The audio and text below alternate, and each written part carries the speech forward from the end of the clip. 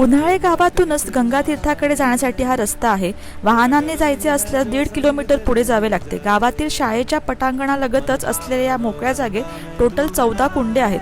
ही कुंडे काळ्या पाषाणाने बनलेली आहेत। दर 3 वर्षांनी या ठिकाणी गंगा प्रकट होते आणि कुंडे पाण्याने भरून वाहू लागतात। वटवृक्षाखाली असलेल्या कुंडातून प्रथम गंगा प्रकट होते आणि गंगा प्रकट झाल्यानंतर 2 महिने हा प्रवाह सुरू राहतो। तर आम्ही मे महिन्यामध्ये पोहोचलो होतो, त्यामुळे आता गंगेचे पाणी बऱ्यापैकी कमी झाले होते। त्यानंतर आम्ही गंगामाईचे दर्शन घेतले, नमस्कार केले आणि समोर जे कुंड दिसते ना, इथे आपण मनामध्ये इच्छा ठेवून नाणं जर टाकलं तर ती इच्छा लवकर पूर्ण होते असं म्हणण्यात आलंय। मे महिन्याची सुट्टी चालू असल्यामुळे बरेच लोक भक्तगण इथे लांब लांबून आले होते आणि सगळ्यांची गर्दी होती। त्यानंतर आम्ही इथे पुढे आलो तो शंकराच्या मंदिरामध्ये। तर हे मंदिर खरंच खूप बघण्यासारखं आहे। पूर्ण घुमट हा चिऱ्यांमध्ये त्यांनी बनवलेला आहे। आर्किटेक्चर वाईज खरंच चांगलं आहे। तुम्ही कधी आलात या ठिकाणी तर इथे नक्की भेट द्या।